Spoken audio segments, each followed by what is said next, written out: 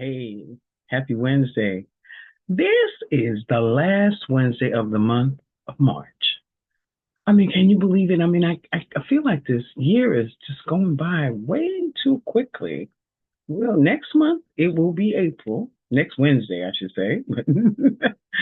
And I'm excited. I'm excited with all the stuff that I'm doing and just trying to reach out to my audience and gain some new friends and some new colleagues and people who are just happy to share with me, comment, and give me cause to pause about some of the things that I talk about. So, happy hump day, hump day, hump day, hump day. What's going on, yo? What's going on? What's going on?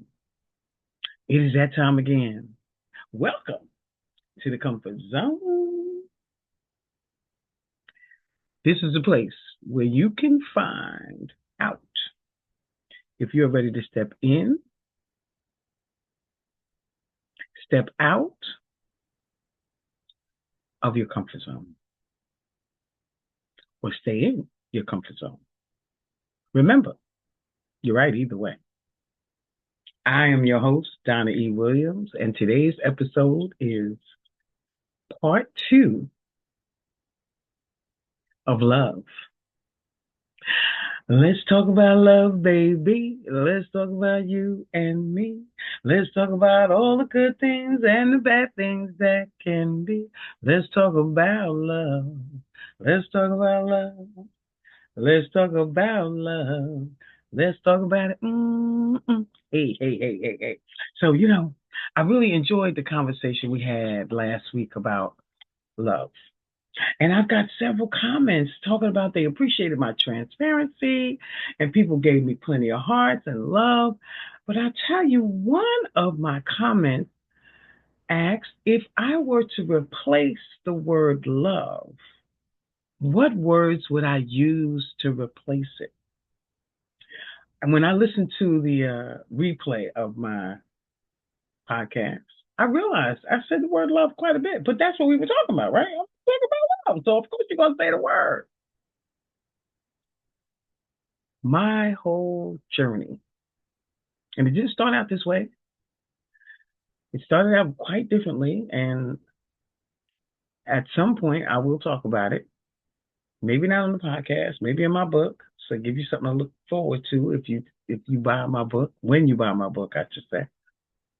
That everybody has a journey. And you get to a point in your life where you realize that that's what's going on in your journey may impact someone else and can perhaps save someone the trouble of all that you went through to get to your revelation and get to understanding how you can be better. So you can save someone the trouble. So you share your journey and you talk about things and you talk about your experiences. So that's what I'm doing here when I talk about the comfort zone, because I had to step out of my comfort zone in order to do what I'm doing now, in order to become the person that I am now and continuing to become, because as long as I'm breathing, I'm getting better. As long as I have breath, motivation, desire, and love, I will get better. Love of self, love for others, love of God, and most of all,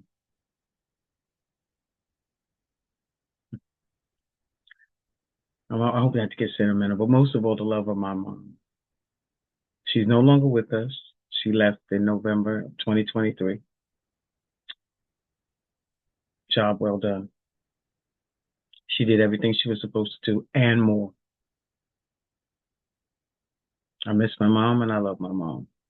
So this episode is going to be dedicated to Pauline V. Williams, mother extraordinaire of three beautiful children, wife to Edward Williams. They divorced and she never remarried. My mother said she was one and done. And we from the Virgin Islands, so I slipped the accent in there every once in a while. She was one and done, I tell you. So he didn't want to do it again. Can't say I blame her. Anyway, the words, some of the words that I came up with that I would use in place of the word love are, I'm sorry, honor, cherish, honesty, empower, respect, admire, protect, integrity, dependable, happiness, joy, and acceptance. Now, I wonder if love is joy, if joy is love. Yeah, yeah. Because, we talk about, oh, you can't let anybody take your joy away. But if you're not happy, you don't have joy.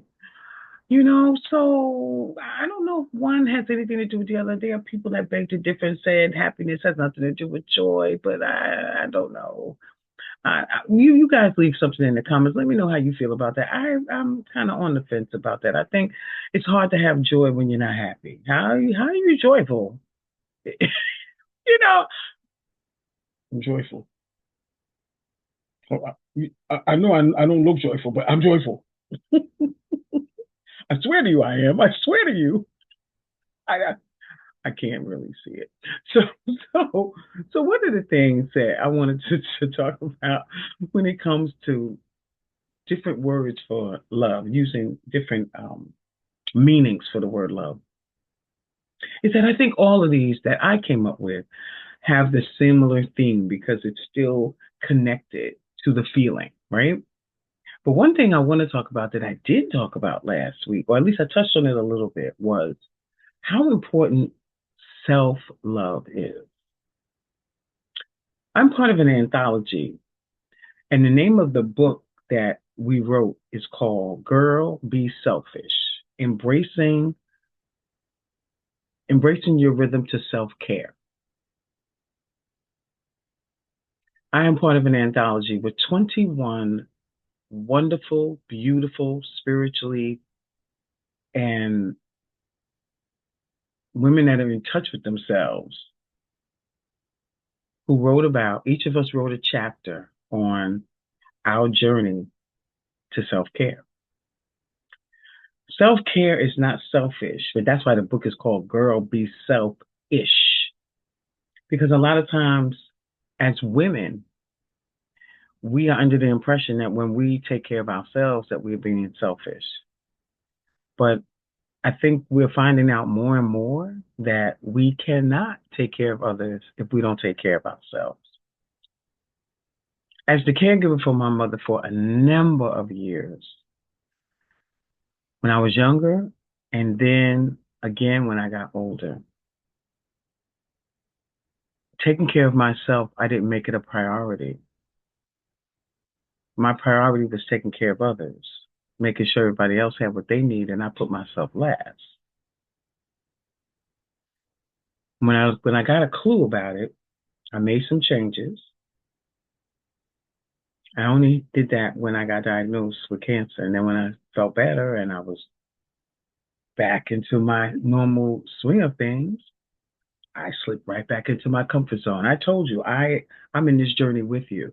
It's not that I'm talking about stepping out and I've always stepped out and I've always been where I am. I have not. And there are times when you go back. There are times when you slip back into what's comfortable. That's why it's the comfort zone, because it's comfortable, it's cozy, it's nice there. You can't live there. Okay, let me rephrase that because I'm not supposed to tell you what to do. You shouldn't live there. You should not live in the comfort zone. Everything you want is outside the comfort zone.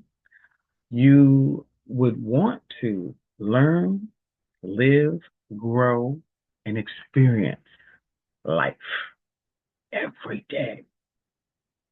If for no other reason, because you never know when that day will be your last day. We don't know. We don't know the day or the hour or the time. We'd like to believe we live a long time. I've been blessed with 64 years.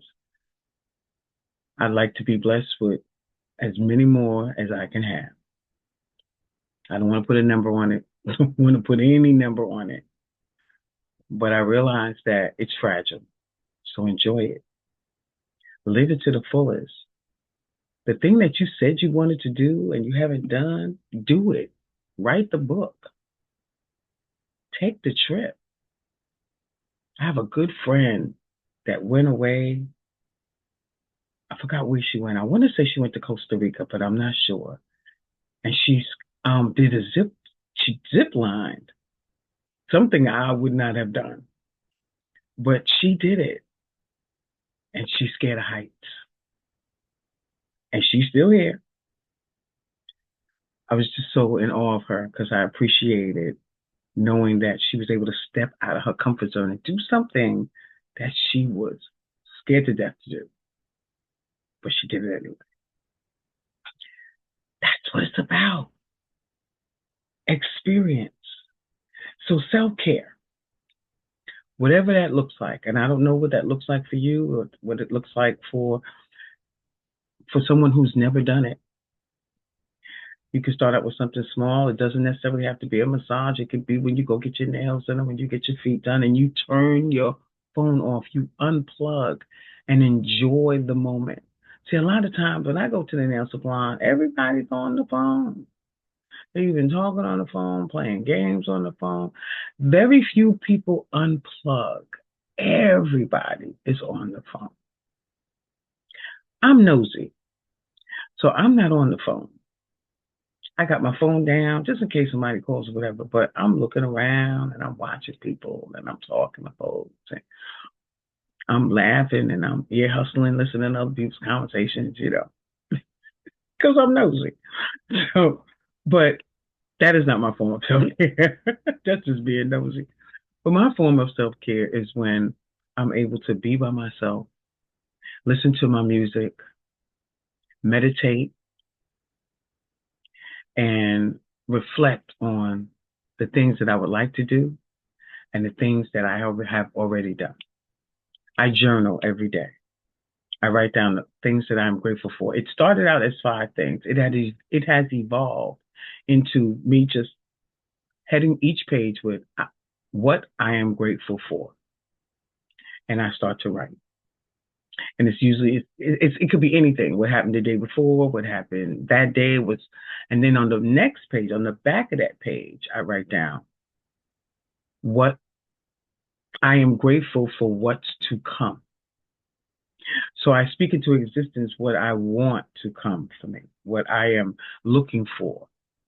See, that's a form of self care because I'm taking care of me by asking God what it is I like to have in my life, what it is that He wants for my life. Because when I start to write, I'm writing based on what I'm hearing, what I'm feeling, the sense of where I am in my life. So that's very important to me. The massage is definitely a form of self care. But I'll tell you what another form of self care was. When I wrote the chapter, when I actually sat down and wrote the chapter and had to think about what my journey was, how I got to how I got to self care, I also realized when I was writing the chapter that I wasn't practicing the things that I did to get me there. So it helped reinforce that it was time to do it again, to cherish me, to empower myself, to be dependable on what it is I can do to be the best version of me. Because self care isn't about, like I said, being selfish. Self care is about taking care of the most precious thing you have, you. You. Nothing is more important than you. And if you have children, you can't be any good to them if you're not good to yourself. So 21 of us wrote a chapter about our journey to self-care, and these are some of the most life-changing, empowering, mind-blowing tales of journeys that you ever wanted to read. I will put them in my comment section so that you can click on the link and buy the book. I promise you, if you are considering self-care and you're not sure on where to get started, this book will help you get started. This book will help you get started. I promise you, there's a story in there that resonates with you, that you can identify with, that you can look at it and go, I've been there. I understand that. That is something that I can identify with. So I encourage you to start your self-care journey. But I wanted to talk about the full expression of love, because when we talk about it and we talk about how it makes you feel, how you make others feel, do we know if we're really fully expressing who we are in that state, or are they fully expressing who they are? I mean, so I wrote down some things like, I feel that when you embrace the fullest expression of someone's love, like I was talking about Jonathan Major and Megan Good, when you express the fullest expression of their love, of the way, at least the way he did, because of the emotion that he showed, I feel like he expressed the fullest expression of love to her. I went back and watched the whole interview. So I got a chance to see a little bit more about how he got to the space that he got to with Megan. And he talked a little bit about his beginnings and his childhood. And he went through a lot of trauma. And he talked about doing the work. And he talked about being in therapy. And he talked about how important it was for him to do the work so that he can get to where he is right now and continue on. And one of the other things he said was, when he met Megan and they got the rings engraved in Hawaii, he said, it was always the plan to get married. Imagine, I mean, I think that this happens a lot, that you meet someone and you say to yourself, that's the one. That's the one I'm going to be married to. That's the one. Hasn't happened for me. Now, I'm not going to tell you I never met the one, because I have met several, the one, right? That's the one. So the question is, how come it didn't happen? So I know for me, and I don't know how many can identify, it didn't happen because, number one, I didn't know who I was. I wasn't sure of the love that I was able to give and bring to the table. I represented and I showed up as one way, but I moved in another way. And the way that I moved didn't always reflect the way that I showed up. When you're sure of who you are, and when you're sure of the love that you bring and what you have, and you know what you want it to look like when it comes back, you move differently. You move differently. You just do. And people who connect with you and want to be in relationship with you totally understand how you're moving. And a lot of times people back up because they know they can't match that energy. They're not going to be able to bring it. And what happens is you can see through it, because when you get to that place where you know what it is, you don't have time for nonsense. You don't have time for the shenanigans.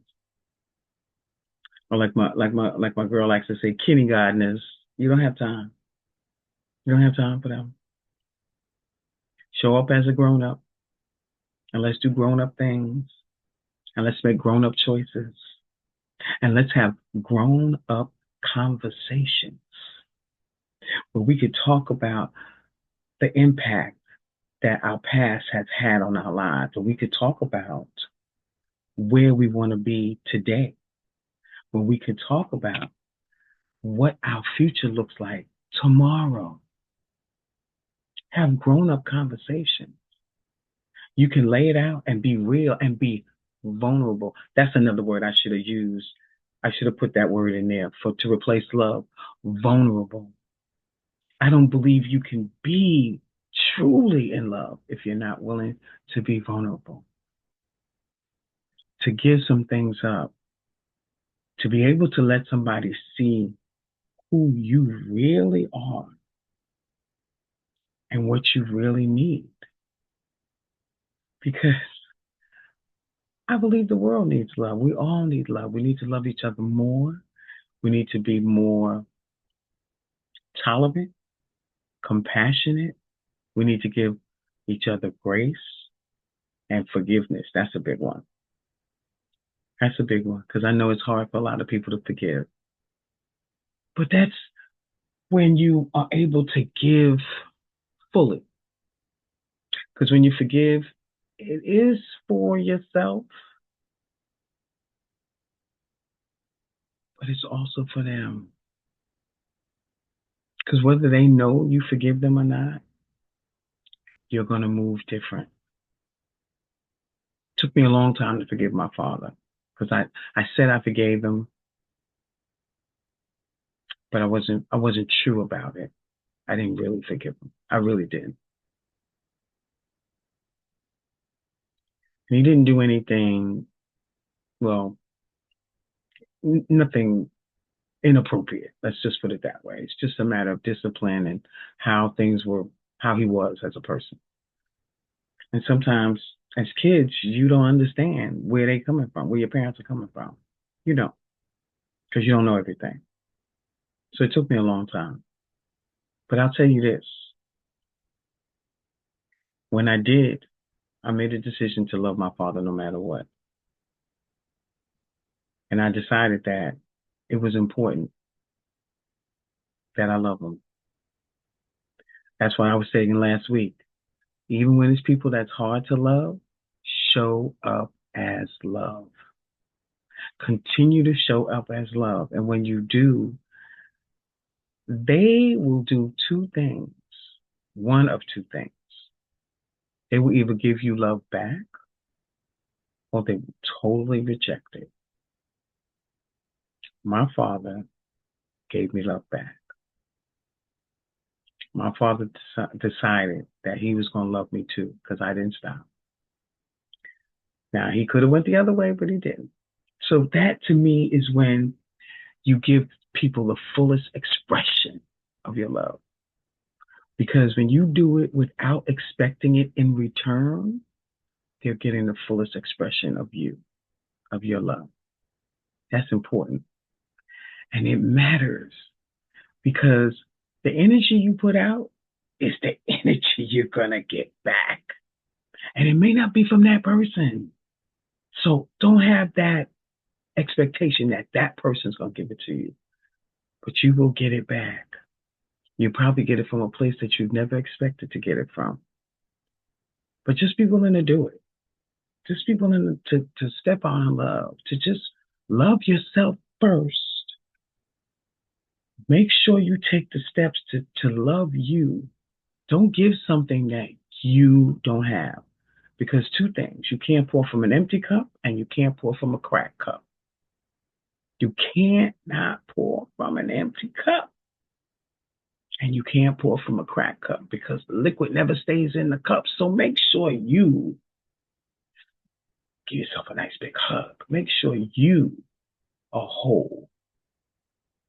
Make sure you are the best version of love you can be.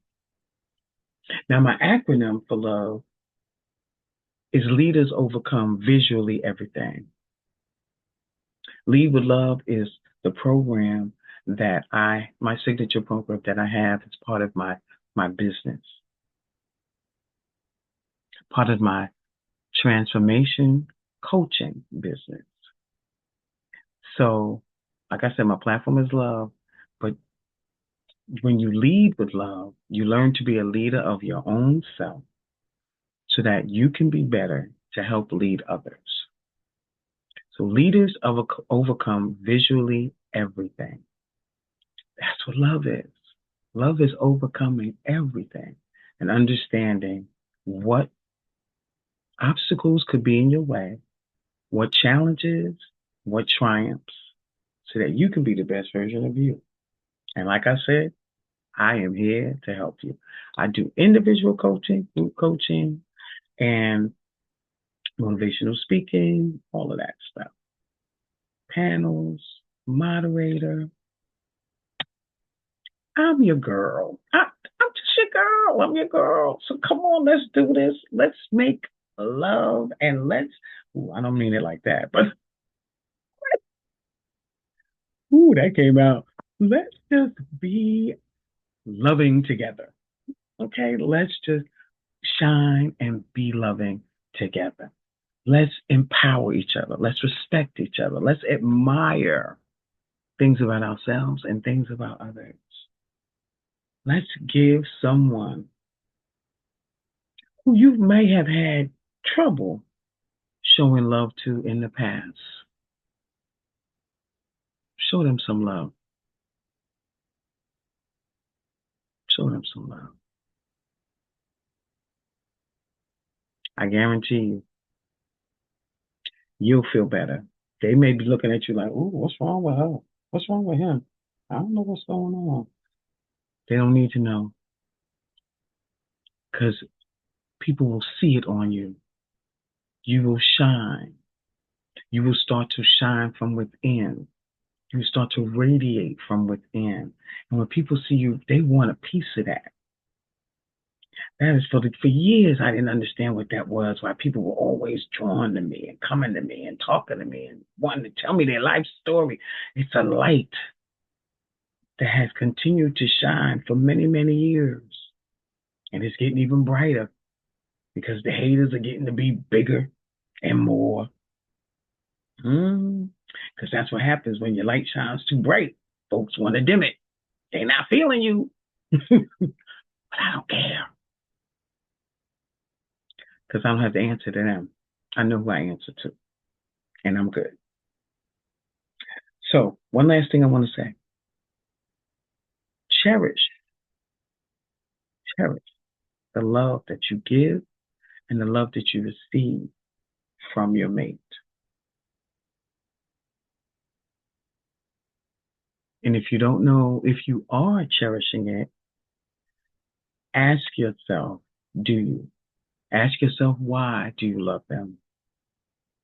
Ask yourself, when they make you mad, why do you still love them? When they piss you off, do you cherish the love? Or does it make it difficult for you to want to be in relationship with them? When you get angry, when you don't feel like, I don't know if I can do another day of this. Now, I'm not talking about people who are physically, verbally, or sexually abusing you. I am not speaking about that at all. I'm not speaking about anybody that's going through any type of trauma of that nature.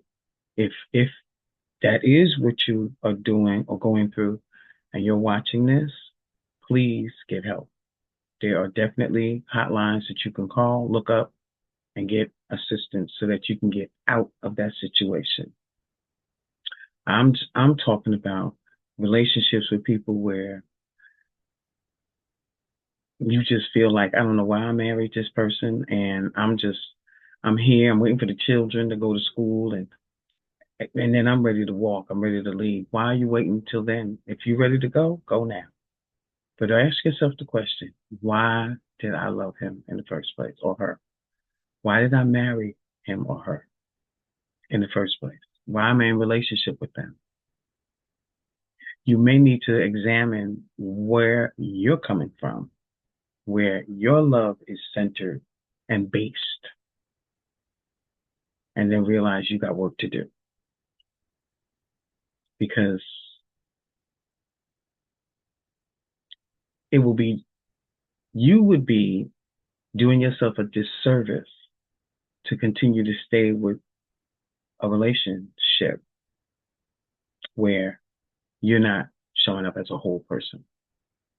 You're showing up broken, and you expecting them to be the other piece to put you together. You show up together. Remember, you show up whole. But you may got some pieces in there that need to be repaired, fixed, examined. Be honest about it. Then get the assistance that you need, so that you can cherish the person that cherishes you and cherish yourself.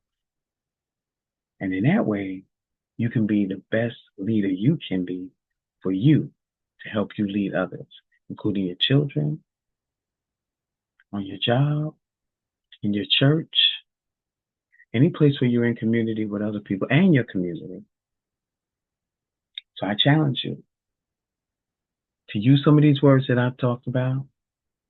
Think about the love that you cherish. When have you given that love to someone? And when have you received it in return? And did you honor it? Did you honor it? Are you in integrity? Are you the best version of you can be? Come on now. Come on now. Y'all know this is serious stuff because people don't like talking about it. But I wanted to talk about it because the way the world is today, we need and we want, I know I do, more love. We need to be more loving to each other. I want more love. I need more love. So, can y'all give me some love in the comments? Love. Come back and see us, sister. Come back and see us, sister. I want you to celebrate your life because the more you celebrate life, the more life there is to celebrate. And let's be more loving to each other. I'll see you next time on the Comfort Zone.